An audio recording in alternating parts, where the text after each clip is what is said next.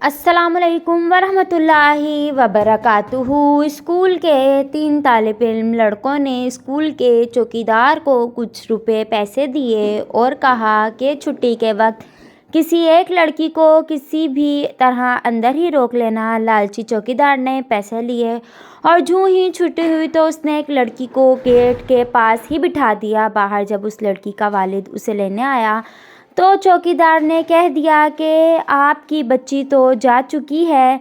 जब वालिद चला गया तो चौकीदार ने उसे कहा कि आपके अब्बू आ जाएंगे, आप टेंशन ना लो और अंदर क्लास में जाकर बैठ जाओ। जब कोई आएगा तो मैं तुम्हें इत्तला कर दूंगा। लड़की परेशानी के आलम में क्लास में जाकर इंतज़ार करने लगी तो चुपके से चौकीदार ने कमरे का दरवाज़ा लॉक कर दिया। फिर वो अपने हवस के पुजारी तीनों लड़के आ गए। पहले एक ने जाकर ज़बरदस्ती ज़्यादती की, फिर दूसरे ने भी, लेकिन जब तीसरा लड़का उस कमसिन लड़की के पास अपनी प्यास बुझाने अंदर दाखिल हुआ तो आगे उस बच्ची को देखकर उसकी सांसें रुक गईं और पत्थर की तरह साकित हो गया। जानते हो क्यों?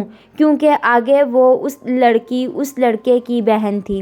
लोगों की बहन बेटियों को दागदार करने वालों, सुनो, एक ना एक दिन तुम्हारी बहन बेटियों के साथ भी वैसे ही होगा, क्योंकि ये एक कर्ज है जो चुकाना ही पड़ता है। फ्रेंड्स, अगर वीडियो अच्छी लगे तो चैनल को सब्सक्राइब करें, बेल आइकन को प्रेस करें। मिलते हैं नेक्स्ट वीडियो में, तब तक के लिए अल्लाह हाफिज़।